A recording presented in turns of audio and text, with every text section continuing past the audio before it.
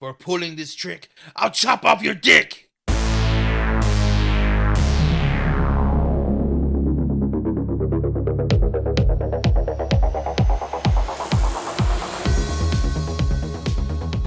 This is the Horrible Film School. Take a seat and slowly rip open your Trapper Keepers. I'm Chris, and I'm here with the Professor, Ryan Hootie.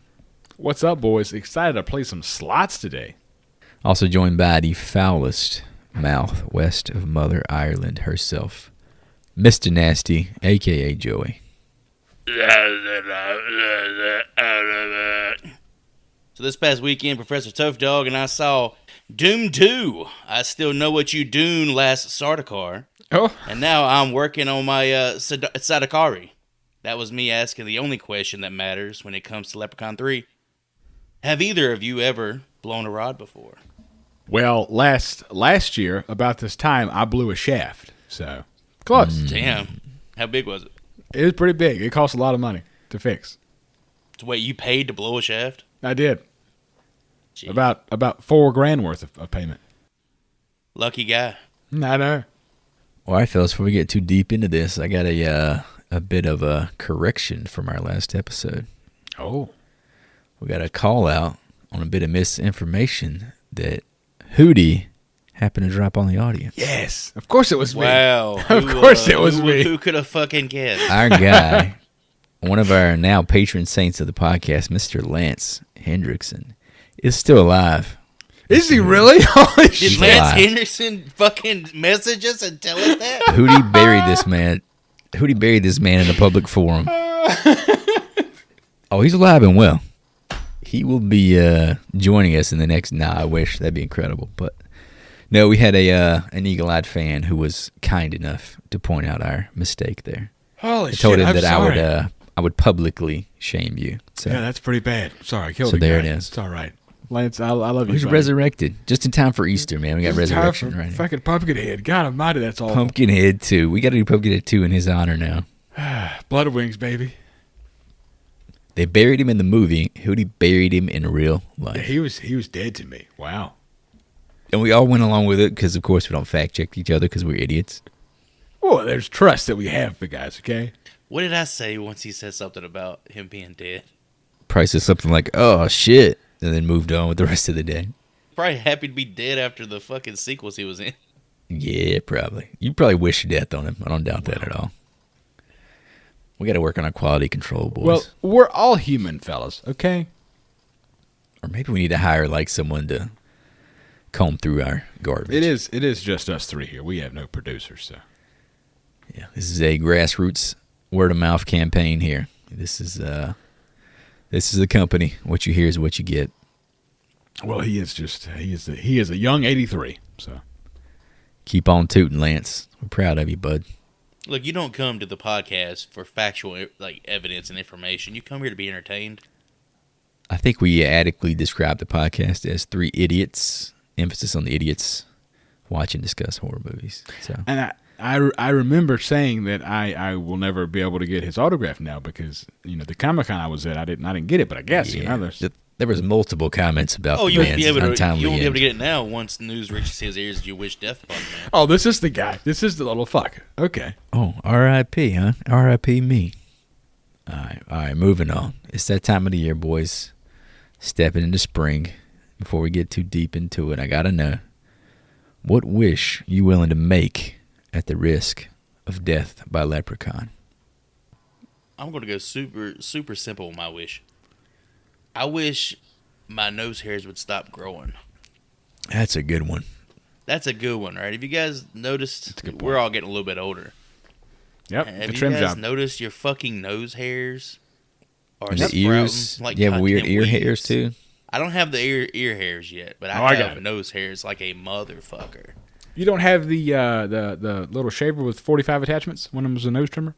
Yeah, no, I got that one. I take a fucking Yeah. butter knife and I just go to town on that bitch. Butter knife. Just carving Yeah, out pieces of his brain. I put it on my stove, get it fucking scalding hot, and I pull the nose hairs like as far as I can. And I fucking jam. Christ, man. How about a deviated septum for you there, boy? I'm cauterizing the pores. Might need a little cocaine to soften the blow. Yeah, if stop hair growth in general, I'd be all right with that. That's actually, Just you no know what? hair ever grow again. Let's all switch to that. Well, I need it on my head, but You don't need it on your head, man. you don't need it. It'll stay exactly as it is now, but if you cut it, you're fucked. All right, icebreaker out the way. Let's talk about today's assignment. It's that time of the year, mandatory work. We're going back to a little year called 1995. What a glorious time to be alive. For a little movie called Leprechaun 3. The lesson for today: welcome to Vegas. Your losing streak is about to begin. How many horror movies actually take place in Vegas? I can't think of another horror franchise that would, besides play well? maybe Saw, because it's just, gadgets. Saw in Vegas? Holy shit. Yeah. Saw in Vegas. You just fucking like sawing your shit off right there on the main strip. You're like strapped to like 4 slot machines, so got to rip your legs off and arms off. What about, was it Army of the Dead? The Zack Snyder. Wasn't that a Vegas one? Yeah, but it was like They were breaking into Vegas, like post-apocalypse or whatever. Yeah, it was apocalyptic Vegas, which is like a cheat code. All right, let's hop into it. This is my duty, my burden to carry today. So let's crack some eggs, get these fan reviews out of the way, see how people took this bad boy in. Start with the negative Nancy, because I love doing that first. This is from February of 2008 by way of IMDb. Name of this here review: so this is the straw that broke the camel's back, eh? I know that there are a bunch of horror movies out there that really don't need to have sequels. The Leprechaun series is one of them.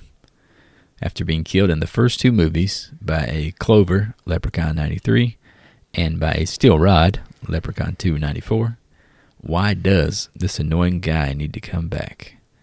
The problem with all Leprechaun movies is that they refrain from horror to make them funny. I did not find this one funny or memorable. 1 out of 10 stars. He just didn't get it. You didn't fucking get it, man. It's crazy he didn't find it. I mean, maybe some of his points are valid, but the fact he doesn't find it funny is... It's kind of... I don't know how anybody can not find this movie funny. It goes out of its way to try to be funny. It's the first one in the series that literally almost abandons all the horror elements and just goes straight for laughs. Like, the only excuse I could see that might make sense is they don't find it funny, and if you don't find this shit funny, then you're going to hate this movie.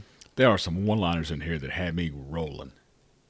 There's some great fucking shit. Oh, it's probably the most quotable one, maybe other than In the Hood. So, I guess if you are a stickler for continuity, there is none between these 3 movies at all. Yeah, they don't acknowledge the others at all. The lore really. changes in like each movie. It was something I wanted to discuss a little bit later, but do we think, because we've now seen the first 3 movies and they're relatively fresh in our minds, do we think this is the same Leprechaun in each movie? Or could this possibly be like just a different member of the leprechaun species? Like an anthology type deal, you're saying? This is just stories of leprechauns. They just happen to be played by the same actor. They all have kind of the same personality, but it changes throughout each movie. I think this one, they kind of illustrate the fact that leprechauns are just like generally like a race of creepy little fuckers. Yeah, there's not just one, right? And he's never really identified by his name. We only know that because of the internet and reading things online, really. Oh, I think they actually give him a name in Back to the Hood. Oh, is that where it comes from? Or some shit, yeah. Because he's always referred to as Lubden in like everything I read, but I don't think it's ever mentioned in the movie. That's where it comes from. It's one of those movies. I think you got a really good case for a point there, Joey. But Warwick Davis, the way he talks about these films, he describes it like they are connected. I think he refers to him as like the leprechaun, like he is the one. The granddaddy. There's Warwick, and then there's Hornswoggle. I mean, he's a magical fucking creature, too. You can't take that out of the equation. Yeah, but he stopped in each movie, and he comes back in each one, Doesn't it happen in Jason, too, and Michael and fucking Freddy? No, there's all these explanations for these. Not really. What's the explanation? We've been watching the Friday the 13th movies. That was clear as day. He's not yet superhuman. He actually dies in the 4th movie. He's dead. Is he? He's dead. Corey Feldman didn't finish his job, Joey. Oh, he finished it. Soy. Take that motherfucker head off. But yeah, it's a fair point. And again, It's like a I'm saying, good discussion to have. Yeah. I understand people who are, if you're really a stickler for that and you didn't find this funny, I'm sure you would hate this fucking movie. But outside of like Scream, I can't really think of any of the great franchises that really care that much about their continuity.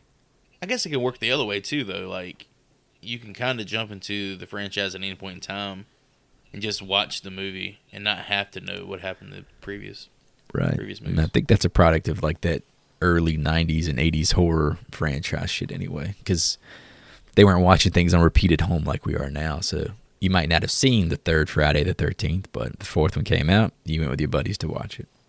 All right, moving on. Positivity here. This is from July of 2018, so 10 years after that one. Positive spin here from IMDb, review titled Wonderful Movie. I love this movie. It's not really scary at all, just all laughs. Warwick Davis did a wonderful job playing Lep, smiley face, and I just love how he rhymes. Lep made a crazy killer, but he's so lovable I'd love to have him as a friend, LOL. I wouldn't be crazy enough to touch his gold, though. No one could play Lep as wonderfully as Davis, and I don't believe anyone ever will. 10 out of 10 stars. Lovely. Has he ever heard of an actor by the name of Hagswaggle? Because guess what? He gave it a good go. Schwaggle's coming. It's Hornswoggle, but okay. Yeah, Henswoggle did a great job. Had a great WWE run.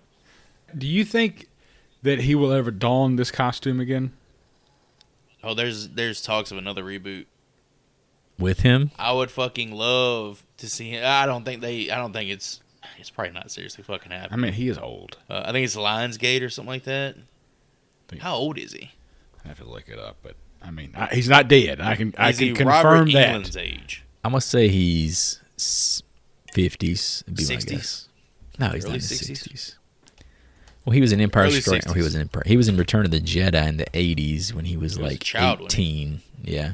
This is confirmed from Google. I am not lying to you, fellas. Do not tell me he's dead. Hoodie, I'm unplugging. Warwick Davis is 54 years old. Called it. See, he's Nice. still young enough to play.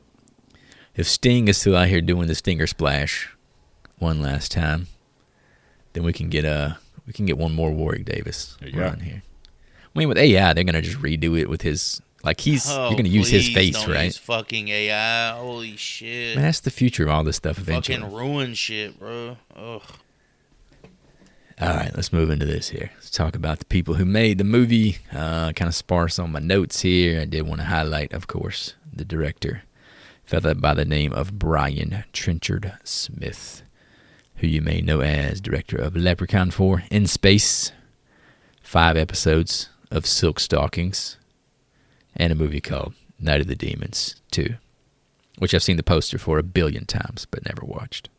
How sexy was the opening critics for Silk Stockings? We've talked about this shit before. I think we watched Holy fuck. I think we watched it I on can hear the YouTube. music in my head right now. I remember I'm this. being hard right now, just thinking about it. Was one it? of those USA TV shows. Oh, okay, I thought maybe it's part of it. Like La Femme Nikita, all that shit back in the day. My You nipples remember are that? fucking diamonds right now. What was that one Pamela Anderson had? That's my Baywatch, aren't you? No, she had Steel something. She had one of those like weird sexualized cop shows. Barbed USA Wire. Network. Barbed Wire. Barbed Wire. That was a movie, yeah. There you go. Night of the- Barbarella, I think that's her name in the movie. You may be shocked. Night of the Demons 2 is not quite as good as Night of the Demons 1. Fuck. So Second night just didn't click. Just didn't Just didn't click. He also directed a film in 2014 or 15 or somewhere in there called Drive Hard with John Cusack and Thomas Jane. That's not a Nick Cage. Drive Angry is Drive the Nick Angry, Cage yes, joint. yes. Damn it. I would say Drive Angry is probably better.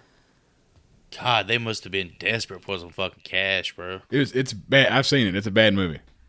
Walk Hard. Well, the That's whole a thing good with fucking movie. Mr. Trenchard Smith, he directed a shit ton of movies, documentaries, various other projects, like over 60 credits. Lots of lower budget, time constrained works that I think contributed to Trimark's decision to bring him on for Lep 3, because the movie was like notoriously cheap and it was shot in a span of what, 2 weeks, something like that. Yeah. Yeah, it was pretty quick. I'm sure we'll talk about it once we get to the factoids. But the only thing I really got that's interesting here, and I think we said it about another director recently, is Tarantino has been quoted as saying this is one of his favorite directors. Yeah, I think he was known for a big 70s movie. Was it Man from Hong Kong or something? It's considered like his best work. Leave it to Tarantino to pull some weird shit stuff, out of the He's 70s. into like some pretty obscure stuff. Okay, I was very But confused. he definitely has an eye for like talent, so no denying that. But yeah, we've connected him, I think, to a few people. We connected him to Wolf Creek. Eli Roth, baby. Eli, yeah. You know what time it is. He's a presence at all times. Anybody else you guys want to talk about behind the camera? Not much beyond director for me. I had the writer of the film, Chris. Okay, he wrote this fucking movie. He put in his sweat, blood, and tears for this. I did write down his name, but didn't see anything else he did. Well, he wrote a movie that I think Joy will be interested in because I have a note that tells me to tell Joy to look it up. It's a little film called Playback, and the cover looks quite interesting. Is it saucy? We got a saucy cover. I'm gonna close my eyes. I want you to describe what the cover looks like. It's an extremely saucy cover of like a woman pulling her like dress up and about to straddle like what looks to be her boss. Oh fuck! There you go. Silk stocking style. Oh shit! Is this like Showtime or something? Oh fuck! Playback. From the man who brought you Leprechaun 3, we give you playback. Is that what the fucking tagline is? I do have a note about him specifically. Screenwriter David Dubois was given an opportunity to pitch for Leprechaun 3. He hadn't seen the previous two movies and was only given the guideline of Leprechaun in Las Vegas for his pitch. Boom. Go. It clicks so well, man. It just really does. This guy doesn't have a ton of screenwriting credits, though. I think it was like less than 10 movies maybe I'd seen on his list. Hey, you know what they say? The brightest stars burn the hottest and the fastest. Right there. I got a couple notes about the movie itself here. Dig into some behind-the-scenes information. Leprechaun 3 was released direct-to-video June 1995 by Vidmark Entertainment, and it went on to become the highest-selling independent direct-to-video film of 1995. 55,000 units. That's fucking crazy. VHS, baby. You know, this took me down a rabbit hole. I couldn't find the numbers for sales. How'd you find that? It was just digging around on like Wikipedia and shit. But yeah, this took me down a rabbit hole, man. I was trying to find out what the highest grossing direct-to-video movie of all time was. Turns out it's actually Lion King 2, Simba's Pride. Oh, yeah. 1998. That's right. Whoa. This fucking movie grossed over $450 million What? in rentals and video sales. Yeah, that sounds right. I've never seen it. Didn't it. go to theaters, man. Think about that. Never saw the light of day in theaters. I've never seen it today in my light. I've seen the clamshell case and shit, but I never watched it because it wasn't like as big of a deal as Lion King. The clamshell. I tried to piece together like, why was this the case? And there's a few like factors that played into that. It was in '98, right? Yeah. So you didn't really have any sort of streaming services. You didn't have any video demand. You did, but it wasn't anywhere near as mainstream because everybody had shit internet, right? Internet piracy didn't really exist. Also, it was the sequel to one of the most beloved and lucrative animated films of all time, Lion King 1, which itself grossed over $960 million. In 1994, right? Yeah, something like that. But the crazy part, that's only the 13th highest grossing animated film of all time. Lion King 2 or the Lion King? Lion King 1. Yeah. Oh, yeah. I bet in the last 10 years, that shit's been blown out the water 10 times But over. you got to Oh, yeah, factor for sure. in the Inflation and all that. Shit. I think the Mario movie, didn't it make like $1 billion? $1 billion, yeah. Over $1 billion. Yeah, I know like the 90s Disney stuff particularly, like I think Aladdin had the same thing where the sequels would go straight to video because they would have like a B unit of animators that worked on those. Like the main crew would put out the original, and while they're working on it, the B crew would kind of draw the sequels to them. Oh, so they would have like really quick like windows for being released. Yeah. They were made really cheap and really quickly because their main guys were working on like, I guess their next big project, Tarzan or whatever. I will say I have seen Aladdin too. It was not good. I think it was a straight to video. So Aladdin was my dude when I was a kid. I got one more note here of interest I wanted to point out. This film holds a 0% approval rating on the review site Rotten Tomatoes. Yeah, but it's like 5 reviews. It's not 0. even like any valid criticisms. I think it's True. just dogpiling. This is true, and particularly because it was a straight to video movie. But a 0, that's a very rare accomplishment on Rotten Tomatoes. So if I get on there and bump it up to 100, it'll average out to what, like 18 or some shit. You have to be a verified critic, man. Yeah, your audience. We got 70 episodes. How am I not verified? This is true. Maybe make your case right here. We need blue check marks. Make your Let's case do it. right here to Rotten Tomatoes story about why you should be a top critic. Yeah, I say the same thing every episode, but at the same time, it's 70 times I did it. Right I did it 70 times. Copied and pasted in my notes 70 times. 70 fucking times. Come on. Just change the title each time. hit him with the fucking spark notes. But yeah, coming off the 0% rating there, I wanted to note that Warwick Davis said this is the favorite of the series for him personally. We had the most fun. You can obviously tell. So fuck them. Fuck the critics. That's a little harsh. Right, the 14 days thing. I know we brought it up kind of. Yeah, earlier. we talked about it like very like. No, you got passing. specifics. I mean, it's What's not the really much to talk specifics? about. It's 14 days. I mean, it's just impressive. This film was shot in 14 days, and in comparison, I am reading Arnold Schwarzenegger's new book, "Be Useful," and he talks about how James Cameron took 7 months to shoot Titanic. I'm not saying they're in the same sphere, but damn, that's impressive. And my heart will go on, brother. There's 2 movies that where the production would be any different. It would be Leprechaun 3 versus I Titanic. was saying, I don't know if Titanic's a really good comparison. 7 months? It's a 4-hour-long movie. 7 months. They one of the won, greatest movies of all time. 11 Oscars. I understand. And it was the highest gross in everywhere forever. They literally had to build a ship for this entire movie. Oh, I they had to don't know build 2 about ships because they had to sink one of them. Damn. All that Well, money did you gone. see the fucking how many hats the Leprechaun had, Joy? Yeah, that's a lot of hats. Dude, Yeah, when he motherfucker, what about that? When he's got that fucking hairnet on his head. Oh, that was the It's greatest. some of the funniest fucking shit. I love that This look. movie is so good. I enjoy the fuck out of this movie. So the best part that I found in digging up notes for this was this apparently was shot. All the night scenes were pretty much shot in the same day, or the same night, and they had to use a guerrilla style filming on the Las Vegas Strip. So they literally had Warwick Davis in full makeup walk down the Las Vegas Strip, and the reactions you're seeing of people looking at him are just regular people like you and I looking at a fucking leprechaun on a Las Vegas Strip. That's Here's great, the crazy part. man. Nobody's looking at the fucking leprechaun. That's also true. All these extras were told not to. It's not to Vegas, fucking baby. look. Vegas is a weird place, so this is like just everyday bullshit for them. But yeah, the scenes where he's walking in front of all these established like businesses, casinos, and landmarks of the strip, The McDonald's, yeah. it looks so touristy, and this is the reason why. Like it pans up or it pans down each time he walks in front of one. There was a note I found. I don't know how true it is because it could be just them hyping up this fact. But apparently, at one point, Warwick would stick his thumb out to hitch a ride, and they were shooting it, and the car actually pulled over to try to pick him up. The actress who plays Tammy, she apparently quit acting after this film. Shocked me. Damn it.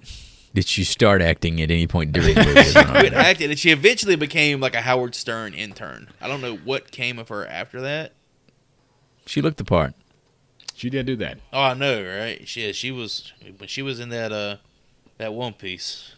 Holy The shit. whole damn movie she's in that costume. Fine as hell. But yeah, the last thing I got, all the interior shots, they were filmed in at the Ambassador Hotel in Los Angeles, California. California. Where? That's every interior shot. Where The Ambassador Hotel. Robert F. Las Kennedy Vegas. was shot. Well, and murdered. yeah, he was. Yeah, it was. I think that Well, was a. let's fact check that before we say that. He did die. He did die. He's dead. He's Yeah, gone. I think it was. R.I.P. He shot in like the kitchen or something like that. I don't know, but I know he died. He's R.I.P. Yeah, he's gone. I think that's a pretty big point in political history. So Speaking of numbers, last bit of info here. I want to throw out the budget for this bad boy. was $1.2 million. Whoa. The box office was 3 question marks. Since it's a straight-to-video movie, it does not have box office numbers. There's no gross sales? I couldn't find it anywhere. Joey had a number on units, but I never got a dollar figure. Damn. You think about it, I guess they sold each of them for like $12. Let's see. We don't. It's just stipulations at I this don't point. know We don't know. math. I need the I would say PowerPoint the presentation on the sales meeting for this. But is this the first direct to VHS or direct to video movie we've covered? Oh, Goblins 2 had to go to direct to video. Oh, the first movie we ever... Goblins 2. Not Goblins. The What fuck hell? is Troll Goblins 2? 2? Troll 2. Sorry, Troll 2. Not the first movie we fucking ever talked about. Feast. No way that shit went to theaters. I'm pretty sure it did. That was like an HBO... wasn't that HBO produced by Ben Affleck and the other guy? Who the fuck Matty is his name? D. Matty D. Well, Their let's- company. We're going to just stop making these declarations about things that we're clearly going to be wrong about. So Yeah, there's no way that shit was. let's just say this might be one of the first straight-to-video movies we've covered. You know, Goblins 2, guys. Come on. Just like Goblins 2.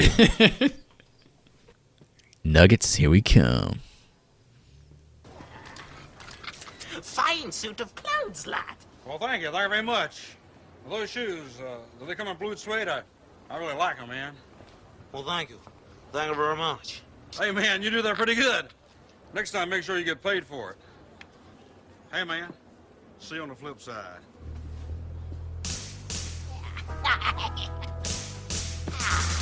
Vegas, my kind of town.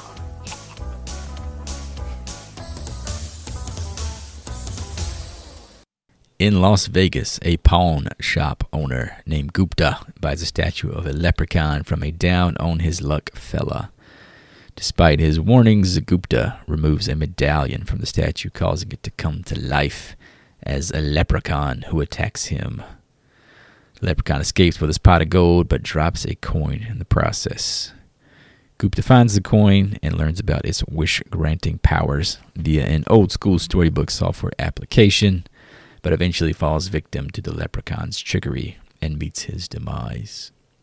Our lovely leprechaun here is played by none other than Mr. Warwick Davis, MVP of this movie, this franchise, also known for Star Wars, Willow, Harry Potter, every wet dream your wife ever had.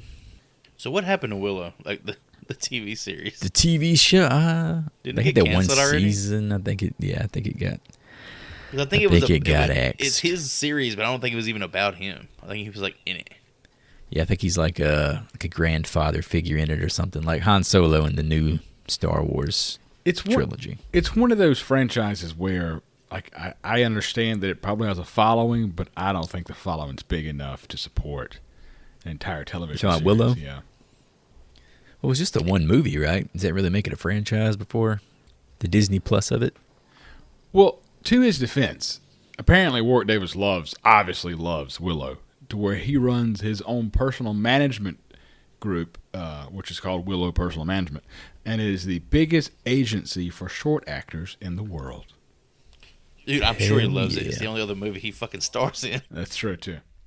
Lucky. Can we talk about Lucky? The guy who comes in the pawn shop. He's lucky, all right. Oh, this poor It fucking drops guy. off the statue, or drops it off. Sells the statue for like $20. Lucky has one leg. He has one eye. He has one hand. He's been fucked up a little bit. Do you guys think he has one nut as well? It's never seen, but I hope we didn't anything see that his he's got in nuts pairs, he's missing. It's just true. walking down the One of pawn them. shop with his balls hanging out. I didn't think of it, but I thought it's almost guaranteed. I was gonna say, how much gold was in that pot, Joy? 100 you're a pieces man. of 100 shillings. It's always No, 100. no. That's No. I'm talking about from the pawn shop angle of this. yeah. I was about to go into it. How much can you trade? Oh, yeah. What is that worth? So eventually, let's say it's 100 shillings. We have an right? expert here. Let's say each shilling. Wait. Do you use the word shilling like casually? Is that something Yeah, you use? shilling is an actual like coin. No, shilling is like a term specifically for fucking leprechauns, bro. So a shilling. Let's say each one is an ounce of gold, right? An ounce of 24 karat gold. That means you would multiply 100 by whatever the current rate of gold. The current rate of gold today is like $2,100. Per ounce? So 2,100 times 100. So it's $210,000. That pot roughly. today is worth $210,000. Back then, it was probably worth, I don't know, cut that down by a tenth of that. So 200. Okay, that's a substantial. It's a lot of money. fucking money. Yeah, that's a substantial amount of money. Yeah, a lot of fucking money.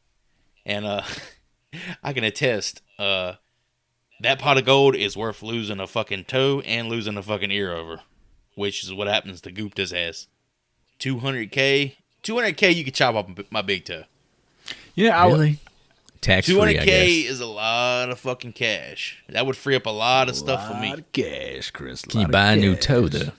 I don't think you can balance with the missing big toe. Yeah, but no, you get a prosthetic. Yeah, prosthetic. You can't toe. run. You'll Well, never run again. look, you can go cheap. Get a 2-liter bottle of Coke, cut off the fucking bottle top of it, and just pop that thing right on there. Oh, okay. So Yeah, you just it'll have fit like right on your toe. Fit right there on it up. toe replacement.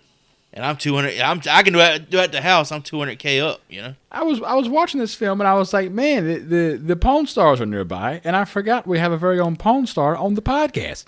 Oh yeah. Legendary Pawn Star. I love how I actually feel personally attacked by the movie because it fucking kind of aligns How shitty pawn pawn people shop are. shadiness with the sketchiness of the Las Vegas Strip. If the shoe fits, whether you have a big toe or not, you know. If the shoe fits, you put it on. I could fit in a lot more shoes missing a big toe.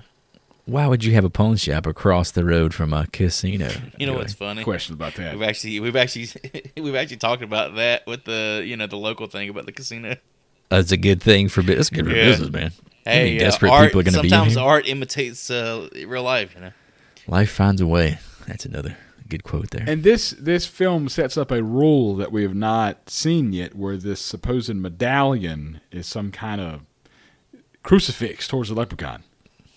Again, we got to remember the pitch for this was a guy who had never seen either movie. I understand. Give me a Leprechaun movie in Vegas. Although He the just movie said, has bam. the movie has several elements of like vampirism. I guess you kind of hit the nail on the head right there. We haven't heard about any sort of medallion deterrent in any of the other movies, right? No, it was steel in the second one, right? Iron or whatever. Iron. The first one was the 4-leaf clover. Oh, he couldn't take it. It's literally different every time. This dude just keeps getting like weaker and weaker every single time, huh? It's just more simpler and simpler. He's gonna be shit. lactose intolerant in the fucking space movie. That's gonna be fucking banging. Ice cream in space. And there's one thing you don't have in Las Vegas. It's foliage. So the 4-leaf clover thing was never going to work in Vegas. Yeah, this is true. That's one of my issues with the movie. And it's a whole continuity thing. Like, you literally abandon the lore for each movie. From 1, 2, and 3, they each all have their own set of rules. I did love the music though when it first cues up at the beginning. There's something about that, just Irish St. Patrick's Day feeling, man. I could just feel like birds chirping and the sun rising. It's getting warm outside. Oh, it lends itself well to the atmosphere of the movie. And the statue is fucking awesome, dude. Oh, yes, it is. I hope Warwick Davis owns that statue. Can I give a couple quotes right here we get from old Gupta. Lep? Oh, from No, the Lep, yeah. bro, Lep. Dude is in stride immediately when he comes Oh, to life, dude. immediately. He just fucking goes in. Takes a bite out of Gupta's ear. I like Indian food. It's so spicy. So spicy. You fucking racist And he little hits bastard. him with a "don't mind if I do" as he bites off his big toe. It's just so good, man. Before he bites his big toe off, he does admire his shoes, which was that is kind of the lore. I'm glad they've stuck with that canon. Yeah. I'm glad that's still there. That's like the one rule. I mean, and speaking of canon, we have that like goofy ass old school computer program telling you all the rules of the Leprechaun. What you think about that from a 2024 perspective? I mean, I guess it's a creative way to give us some exposition. Yeah, if they were like forward looking, they thought they were at that time. You know, like no one's ever gonna fucking believe this. You could put the floppy disk in, and it tells you how to kill that damn leprechaun. And it kind of makes sense because, once again, I can attest to it. You have so much random shit at a pawn shop, just randomness. I mean, that's pretty fucking random. So to have that laying around is, I don't see that being far-fetched. I bet a Vegas pawn shop is like wholly unique too compared to any other. Gotta be some weird shit blowing through there, It'd be man. such a terrible experience, man. I would hate that. College boy Scott McCoy helps the stranded Tammy get to work at the Lucky Shamrock Casino in Vegas after her car breaks down. He convinces her to sneak him in while he gambles away his tuition money. With advice from casino employee Loretta, Scott goes to the pawn shop to sell his watch. Discovers Gupta's corpse and a missing coin. Unaware of the coin's significance, he casually wishes to return to the casino on a winning streak, inadvertently escaping an attack by the Leprechaun, who is seeking the lost coin. Scott here, played by a fella of the name John Gattins. Did you guys look into this dude? A little bit, yeah. He's actually, as an actor, he's not very impressive, but as a writer, I was he's blown worked on away some pretty big by shit. this dude's. His writing credits blew me the fuck I was away, also dude. shocked. Oh, you guys saw he helped write Summer Catch too? This motherfucker wrote Summer How's the one? Catch, Hardball, Coach Carter, Real Steel, Flight, the story for Need for Speed, the story for Kong Skull Island, and fucking Power Rangers. Did you say Flight in there? This dude has Flight. Oh, yeah. Damn. Fucking Denzel Washington. That's crazy, man. You This dude imagine has this a career. dude looking like a fucking, looking the way he does, come out and tell Denzel he needs to do this a certain way. This is how I wrote it, Denzel. Ain't no fucking way. That's amazing, dude. I was hats off to this. I was ready to clown this dude till I saw his fucking credentials. You know what I'm Hats off to that amazed guy. by? The fact that he was in fucking Pumpkinhead 2 Blood Wings. Oh, shit. Oh, shit, was I he? did not have that. Oh, you better fucking check yourself. Forced you wreck yourself. I think we actually do need to check that, considering our fumbling of the Pumpkinhead Them episode. bloody wings. Blood Wings, baby. Did he play the Pumpkinhead? Was he Pumpkin? He was like a younger version of a character in the movie. He was also, I had to know he was in Varsity Blues. Classic. As what? Hell yeah. The football? I don't, probably, yeah, the football. Third string receiver. He was the Wes Welker of the Can group. he play? But yeah, I was amazed by this dude's screenwriting credits, man. Hats off to him. What about Tammy, Chris? Are you not impressed by Tammy? Yeah, what about Tammy's screenwriting? Tammy. Chris? Tammy is an actress by the name of Lee Armstrong, and I have no other notes about Tammy. Lee. Also met Loretta in a little tidbit there, played by Carolyn Williams, a alumnus of our podcast here. We just saw her in Texas Chainsaw Massacre Part 2. She was also in Renfield from this past year and Days of Thunder. Yes, early gotta 90s see it. classic. Get that bitch, Leatherface! Get that bitch! Get that bitch. She is that bitch, as far as this podcast is concerned. I think I said it on Texas as well, but the woman was gorgeous and has just gotten an insane amount of plastic surgery that it's just, it was so unnecessary, but She probably got her confidence fucked up by this movie. Everybody's constantly calling her fat. And ugly. I was very confused by it, yeah. This is a trick in this movie though. They got her wearing like something to try to make her look heavy because she's clearly like still young and attractive in this movie. Yeah, nowadays, what people find attractive, she got it in the right places. But it's the way Scott and Tammy meet. Tammy's like thumbing for a ride, but cars just keep blowing past her. Man, it's just funny seeing a good-looking woman thumbing for There's a ride no in way, Vegas dude. and being ignored. Yeah, being ignored. People are like, "Bitch, there's one like you on every corner here, and they're probably cheaper too." Oh, that bitch looks expensive. Keep going, Steve. We'll get the next one. But that leprechaun, I'm going to pick him up. And apparently, she's so hot, he almost hits her, and he gets out of the car and apologizes. And she says, "It's okay. It happens all the time." Bitch, what happens all the time? Some dude trying to hit you with his fucking car? That's just life, man. It's always throwing curveballs at her. So Scott is 19 years old in this fucking movie. Yeah, he looks Scott's every bit of 19, it. and he is Simp Lord Supreme. He's a terrible fucking actor. I'm glad this dude can write. Are you talking about his transition in the middle of the movie to a creature? I wrote that as soon as we met the character. I didn't even remember what was to come. Have you ever blown a rod before? Did you guys notice sitting at the slot machine when we first actually get in the casino? There was a little fella in the last seat. Yeah, that was Warwick. Warwick fucking Davis. Didn't even look it up. I just wrote it down. I'm pretty sure that was him. You know, I read that in the research, and I forgot to look for it. I found him like a little 4-leaf clover, just sitting on his little ass pulling the slots. I said it's yanking. He's got a beautiful face, man. I don't know if you've ever seen the show he did, Life is Short, You ever seen that? It's like an HBO comedy Fuck, I love series. that show. It's so It was fucking funny. great, dude. So underrated. I've never seen it. I think we talked about it in one of the last episodes, but it's so good.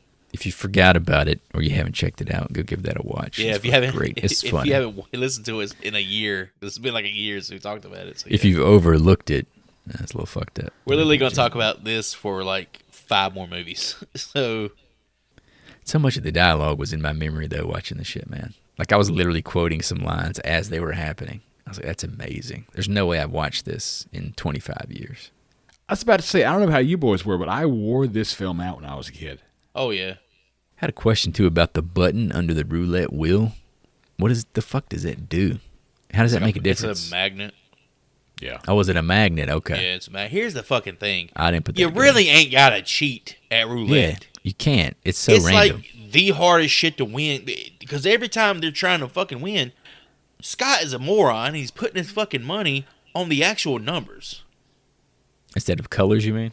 There's so many fucking numbers on that wheel. The likelihood that you're going to win is it's not going to happen. You know, if it does happen, you win a lot of money. But there's a reason you win a lot of money because it don't fucking happen.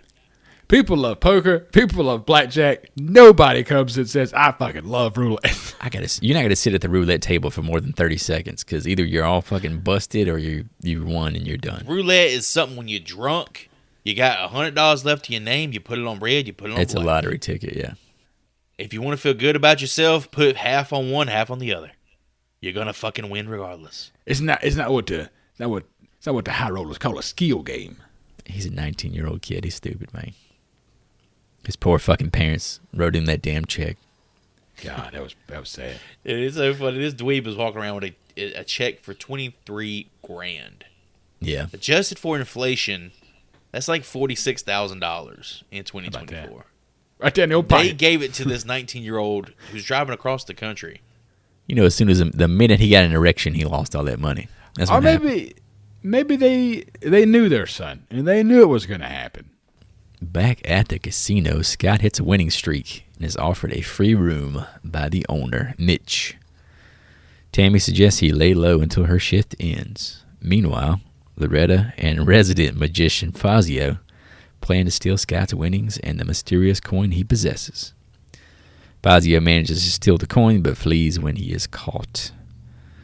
Later, Scott is attacked by the Leprechaun and in the struggle throws him out the window, but not before some blood leaks into his open wound. Mitch, you may know as an actor by the name of Michael Callan, who was in Cat Ballou from 1965. The only reason you bring that shit up is Casper. Casper, exactly. The only fucking reason you bring it up. Cat Ballou. And he fucking does the face. Yeah, that's Mitch. And then Fazio, who was fucking fantastic, played by John DeMita, who was in, this was a bit of fucking serendipitous. Get it? Nuss. I want to say the Nuss part too. Serendipitousness. He did some voice work in a movie from 1997 called Princess Mononoke, which ironically, I watched this movie over the weekend. And before I did my notes, this next movie I watched was fucking Princess Mononoke. Bizarre. Oh, this dude is voice actor supreme, man. He's great, man. I love his charisma. He's in like a bunch of animes and shit, like Naruto and stuff like that. But he did the dub for Beerus from Dragon Ball Super for the English Bang Zoom dub. A dub considered to be dog shit. Dog that shit was made for the dubs. Southeast Asian and Indian market under the name Archie Fletcher. Ooh. I watched a little like a semi, not really documentary, but like a little 15-minute video about it, and oh my god, you should hear what they did to this fucking anime. To tie him back to the horror podcast, he did voice work on Friday the 13th of the game, which got sued and was shut down.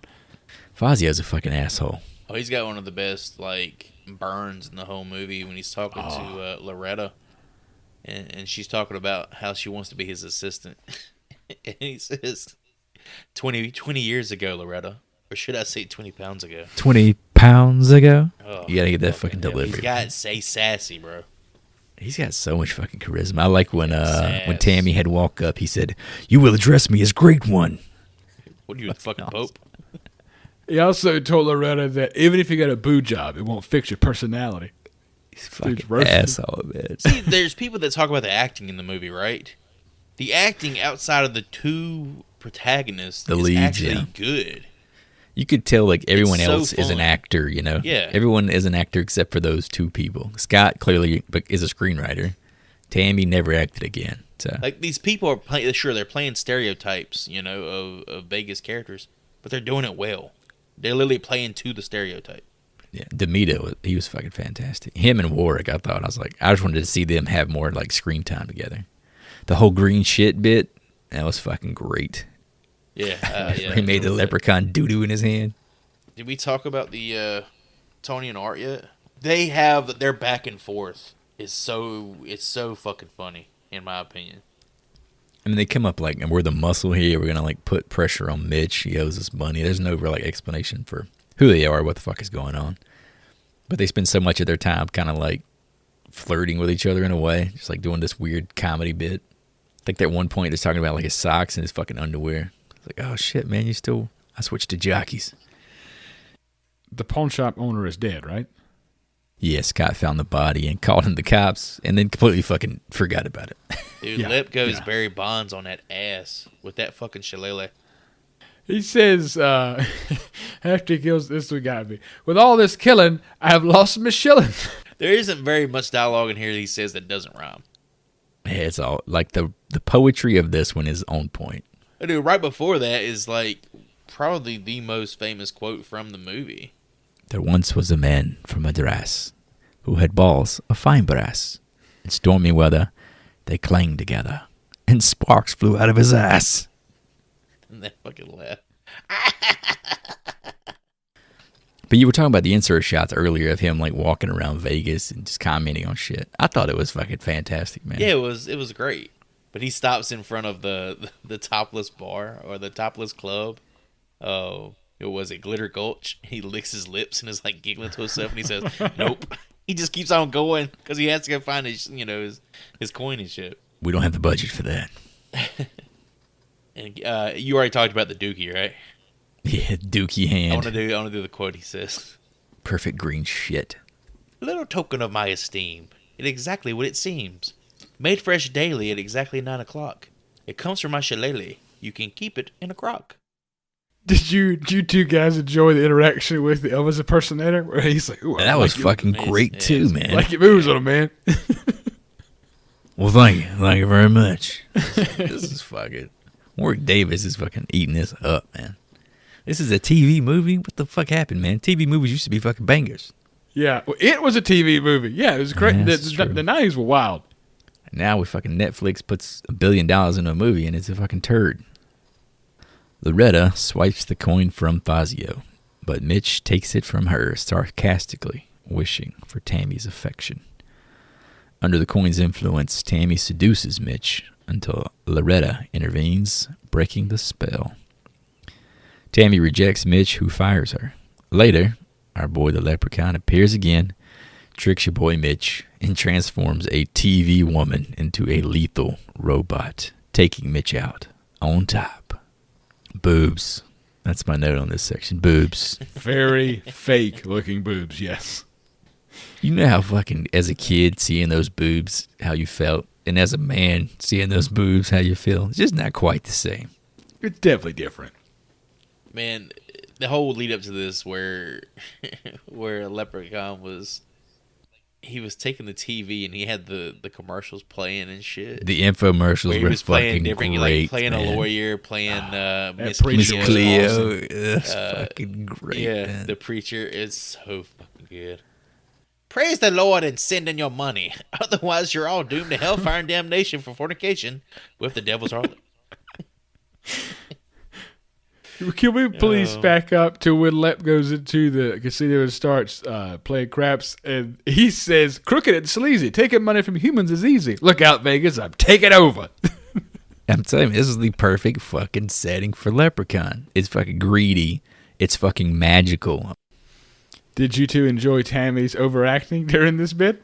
I'm gonna tell you what, it's the best acting she did all movie. Exactly, because it actually makes sense in this moment. Best acting she did the entire fucking movie was acting like a whore. Her IQ drops to 0, and she portrays that, I think. You know what's funny? Because in this scene, Mitch, when she snaps to, she knees him in the crotch and he fires her, right?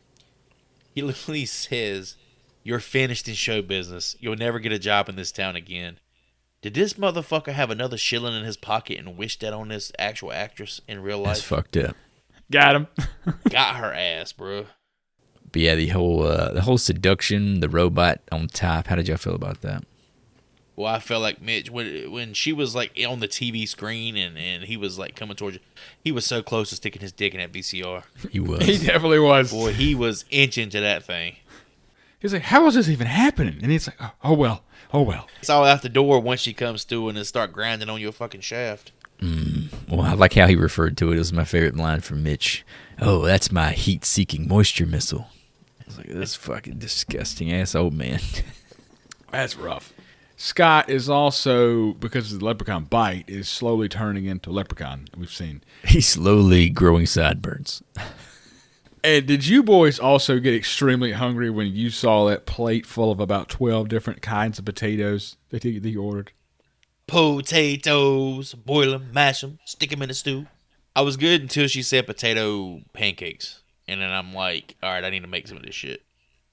Yeah. Potato cakes are so fucking good, man. So good. Potatoes is like, they're versatile, but they're essentially the same shit. Scott begins to develop leprechaun traits, craving potatoes and speaking Irish. He runs into a distraught Tammy, and they discover Mitch's dead body, along with our boy yet again, Leprechaun in bed with the man. Fleeing with Tammy, Scott's transformation begins to worsen. They seek answers and a cure at the pawn shop. Leprechaun is so good about popping around corners and shit, unexpected. He definitely goes head first. And the music always like fires off a really shrill like measure. So good. I missed a note here about Tammy that I got a little confused about.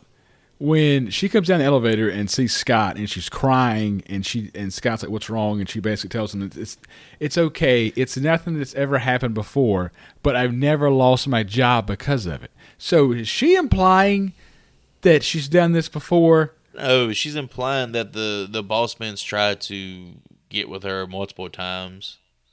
Okay. All right. Yeah. All But right. she's never lost her job because she said no. Gotcha. I don't think there was like any sexual assault or anything going on. Loretta, coin in hand, finally gets to make her wish. She wishes for a youthful body, but her joy is short-lived when Fazio steals the coin. In a bizarre turn, our boy Leprechaun magically enlarges her body parts to the point of explosion. To the point of explosion. I To said the that point correctly. of explosion. You can literally hear She fucking some explodes. liquid in her ass and tits and lips. There's liquid in there. She looks like Howard the Duck for about 20 seconds. Dude, she looks like fucking Launchpad McQuack with them goddamn lips. This was the clearest point of the film to where I said, okay, so she was literally just wearing a wig and a bodysuit for this entire movie because this Yeah. is the real woman here. Oh, yeah, Right. she's fine to sit right here. She's still young, still hot. We're like 10 years removed, I think, from Texas Chainsaw 2. Not far, so. I didn't understand why she said, I want to be a stacked woman in my 20s and went with a haircut that's shorter than mine, which was fine. Nothing wrong with it. It was It was just like, filmed okay. in, what, 95? So Yeah. The Fifth Element had just come out. To so, me, more. You got the G.I. Jane around this era. yeah, it's a thing. Okay. Sinead O'Connor was big. Sinead, R.I.P., R.I.P. R.I.P. She recently passed away. She has such a good line right here while she's standing there just up in the mirror. Wish I was a man so I could screw myself right into the floor. Screw me right into the floor. Okay, Damn. I'll take a number. Shit. Fazio was like, damn, let me get that coin down. Hell no, Fozzie wasn't like that. He was... Fazio Fazio was fucking another beast, way. man. I love that fucking guy. He was great. Scott and Tammy discovered Leprechaun's pot of gold in the pawn shop thanks to some magical leprechaun abilities of Scott's. They narrowly escape his attack yet again, but Scott's health begins to deteriorate, leading Tammy to rush him to the hospital. Leprechaun finds Tammy in the morgue, seeking the coin's whereabouts. Your boy Scott, now fully transformed into an Irishman himself, reveals that Fazio now possesses the coin. So we do understand that now that he's a full leprechaun, he also has a leprechaun dick with like a little leprechaun buckle on the shaft, right? Lip dick? He's got a lip dick? I didn't. Yeah, that's how all leprechaun dicks come. They got little buckles on them. I've never seen a leprechaun's dick, but there's that. Once they unban porn in North Carolina, you can look at it. It's coming. It's coming. But I did appreciate another one of the lines that I remembered from It's the probably our most OG. memorable line. Yeah, when he falls back on the plank, the pallet. Lep chases him with the axe. For pulling this trick, I'll chop off your dick. He Swap. delivers it in such a way, man. It's like, all right, for the most of the movie, he just sounds funny. You know, the way he delivers shit. This is actually terrifying. The way he's coming at him with He's that in full axe. sprint when he's doing it, yeah. And then in the hospital scene, we got some of the coolest fucking shit in the movie, man. Leprechaun Hey, in man. scrubs is The such a scrub stuff. fucking... It's such a fucking look, The man. fucking hairnet on his head. He just walks right under like people's elbows with a fucking hairnet over his He's in head. disguise with a clipboard, and he's looking around at everything. He's, just like, He's looking around literally like, looking, is anyone gonna he's notice flipping me? through papers on the clipboard. It's fucking great. And he's a joke he's playing just for the audience. No one Did he have sees glasses on in him. this scene? I can't He remember. might have, yeah. No one sees him. No one even acknowledges it. It's just for the audience. It's fucking great. What about the when he's on the procedure or whatever done on him, or they're running tests on him, and the doctor says to him, "Now listen to me. This may mean the difference between living and dying. Do you have health insurance?" Do you have health insurance? Yeah, this whole movie had like a bit of like sarcasm about medical industry Like shit too. the American healthcare system. Yeah. Yeah. And then they find his stack of cash in his pockets, and it's like, ooh, we should run a few more tests now. Oh yeah. Let's start with all the tests that begin with the letter A, and then we'll do the B's. Like fuck, man. Why is this such a common trope? Why the fuck does every morgue scene have to have someone, the coroner, pathologist, medical examiner, eating a damn sandwich or something in every single movie that has a It's morgue always scene? like a sloppy dude. Well, I mean, it's a thankless job. So maybe they just assume a thankless job. You I can. think they do it to show how like desensitized those type of people are, like working in those conditions. They could just eat a sandwich over a dead body. His death prosthetics looked probably the worst in the film. And he does the classic as she approaches the chair, it magically spins around, even though he's dead. Spins around perfectly to face her. Cut back to Fazio, wishing to be the world's best magician. After a long night of pleasing the crowd, he gets trapped in a box by our guy, the Leprechaun, during his midnight show. Mistaken for a trick, the audience watches in horror as the Lep cuts the box in half with a chainsaw, revealing Fazio's lifeless body, causing chaos among the crowd. Split in two. That was such a cool fucking gore scene. Yeah, this is the best kill for me. This was the coolest looking shit. Really? I like Loretta. Because this one had like an emotional stake to it almost. I guess because I liked Fozzie. I was kind of rooting for him. And I loved when he made his wish too, because he gets the coin. And first he's like, out. And then he pauses. And he does like the whole, I wish. Like he's commanding it himself. At this point, Scott has been supposed leprechaun for a pretty good period of time for this film. His accent goes from American to Irish to Australian and back around again over and over and over. He's circumnavigating the world, man. So all this sets up our finale. Scott and Tammy arrive on the scene.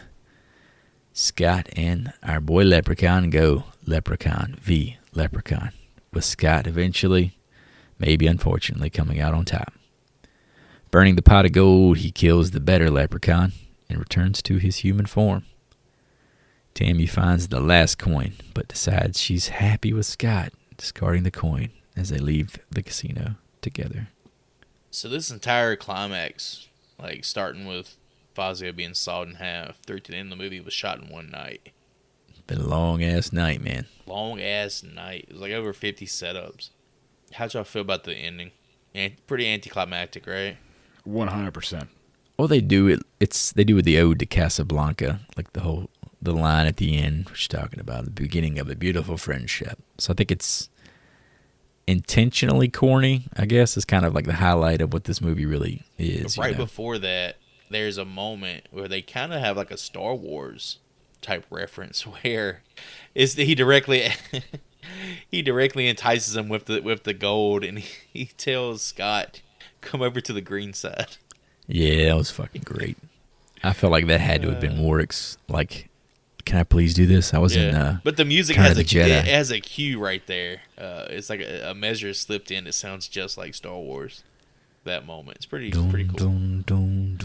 I don't remember how he dies in space. I'm pretty sure he just gets sucked out into space like all other space movies. He blows up. There you go. But this he seems sucked out like in space, but he blows up. That's how everybody dies in space movies. Yeah. But this ending to me is a cop out. I don't like how you burn the pot of gold and he dies. I don't know. It's just it feels like rushed. 100%. It's like it's almost like it was a budget constraint. I mean, I guess, but it don't really take away from the overall enjoyment of the movie for me. But at the same time, not the best endings for these movies. Before this film, they gave you a way out. It was the medallion. Put the medallion around his neck and it becomes a fucking garden gnome. Yeah, it doesn't really come into play again. It's right there for the taking.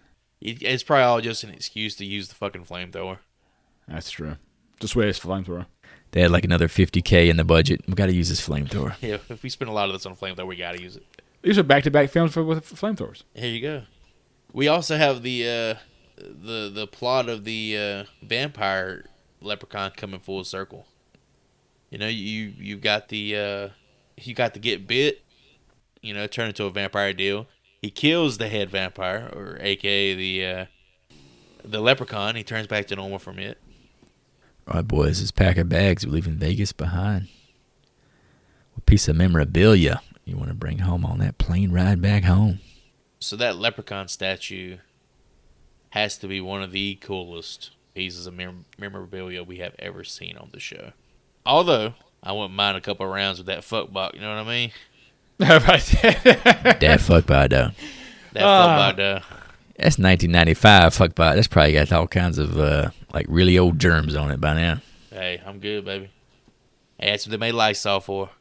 Well, you know, the old folks always say that stuff built back in the day lasts longer. So maybe. It's true. Yeah. This is true. They don't make them like I used to. It is. All I need is 25 seconds. And a little quart of oil.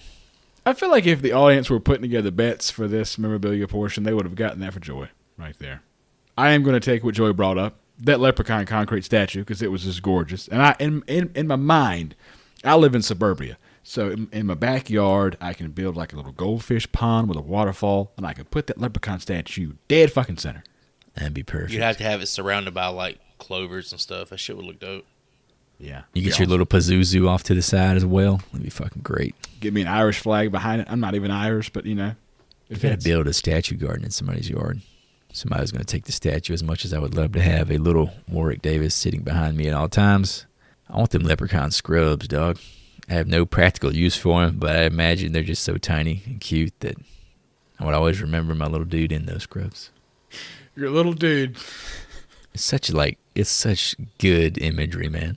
Something I never thought I was going to look forward to seeing, you know.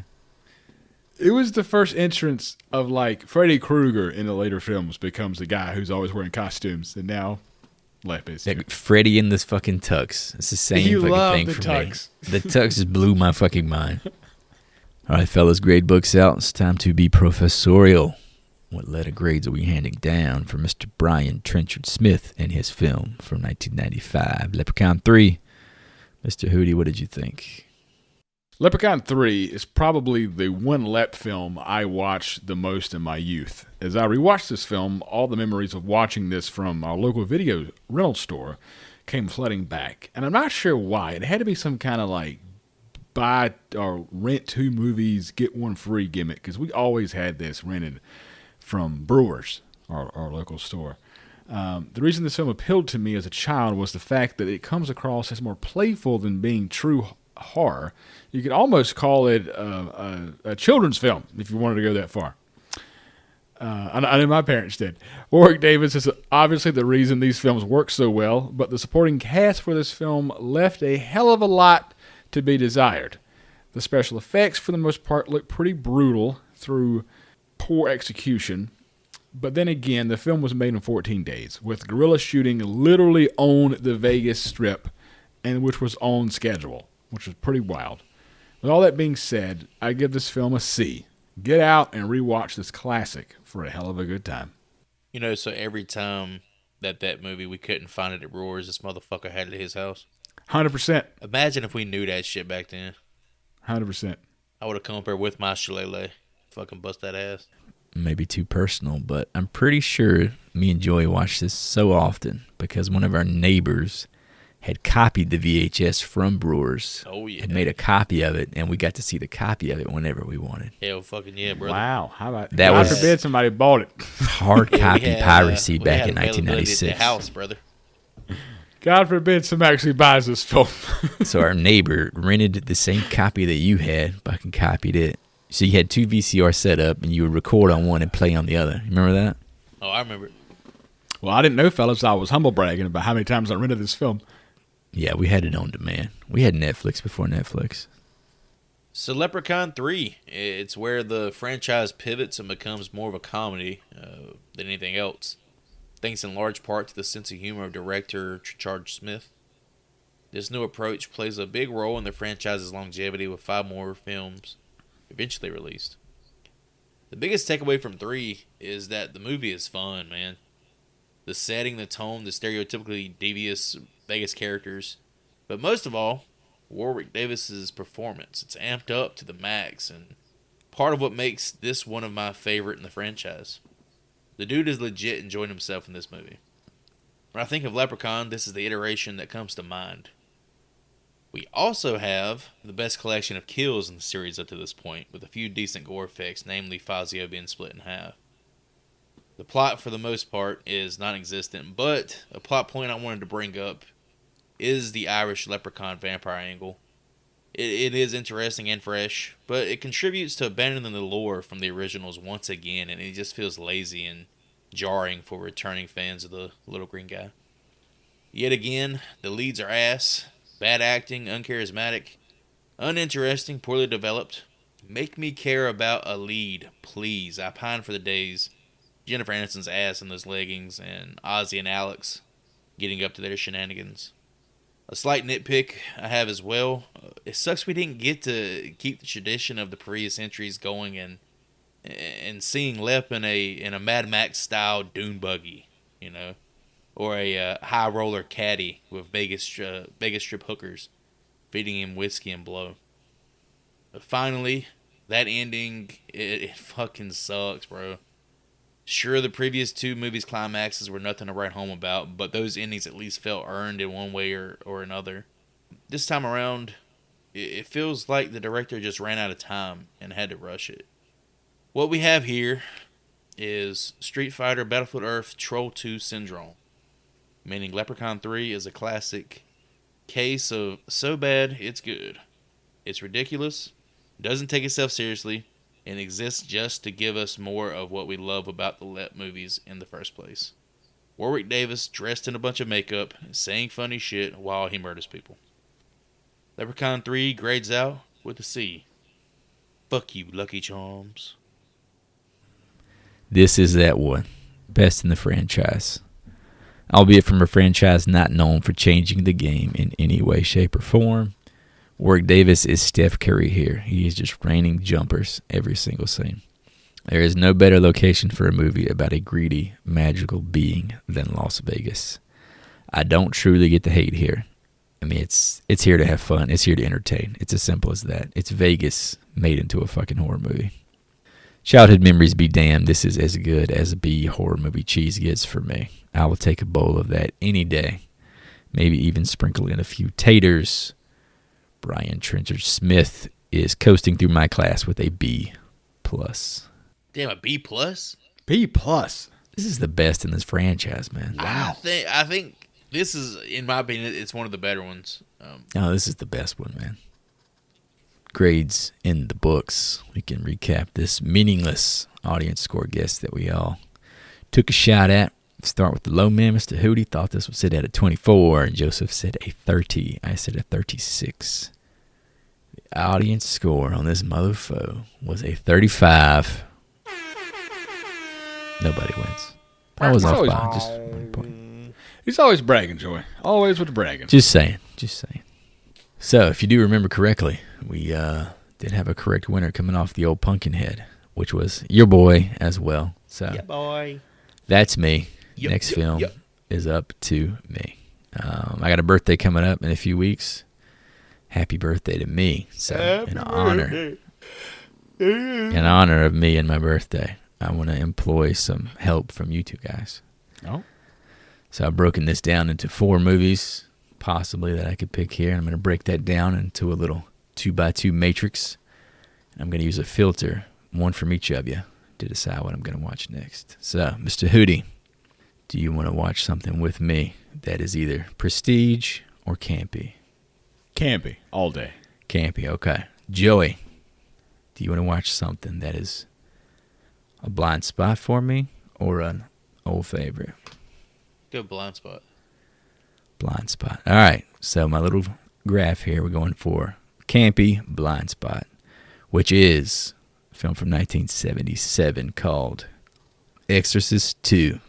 Oh my God. Oh my God. Oh, I The shouldn't have said what I Heretic. said. Oh, fuck me. So this is on you guys. This movie is so fucking bad. Thank you for the privilege of letting me host Oh this. my God. But hey, we can use this to get to Exorcist 3, which is I liked. That was my logic. I was like, I want to see how this franchise goes, so we got to start Holy somewhere. Shit. I would not be surprised if all 4 films were similar. I was like, oh, shit. We got to watch I this. can't tell you. I'm going to keep understand. this matrix I in understand. line. All right, folks, if you want to hop over on our YouTube, you can watch the trailer with us. Otherwise, we will be here. And we'll be right back here in a God, few this moments. thing is a fucking snooze fest. Well, boys, that was a trailer for Exorcist 2, Heretic from 1977. It's my choice. It's my birthday, so I will not be participating in this guess. So, you too. What's the audience score? on that bad 17. boy? Jesus. 17. He's This seen movie it. I is haven't. Fucking Cheeks, bro. It's so fucking bad. Cheeks. I hated this fucking movie. Now, I don't even know. Do it for Reagan, Hootie. Pull through for Reagan. Do something that's... Save that little girl. You know there's some stupid bastards out there who like this fucking movie. Stupid bastards that hopefully listen to our Stupid podcast. bastards. If you was And to guess, hopefully if you listen. was to guess like 25, you'd probably be like, I was going to say, I'm thinking 28. I don't know why. Just feeling it. 28. All right. 17 and 28. I hear you, boys. 17. It was almost 1738, baby. 1738. Alrighty, folks. Thank you for listening. Check out our website, horriblefilmschool.com. You'll find links to all the podcast platforms, Instagram, and the merch store. Give us a follow everywhere you can. Leave a review everywhere else. Send us your best pawn shop jewelry. I'm going to say goodbye and offer my support to women wishing to be a stacked 20-year-old again. We love you just the way you are. As always, if you're hearing our voices, tell at least one person you know. Spread that love. Spread that campaign. And let's go dive back into the world of Catholicism with The Exorcist 2. And I'm out. Thanks for all the likes, the subs, the listens, the follows, the downloads. We really appreciate you guys and gals' support, as well as your time and attention. Be sure to join us in the next one, when unfortunately we cover Exorcist 2, The Heretic from 1977. Class dismissed.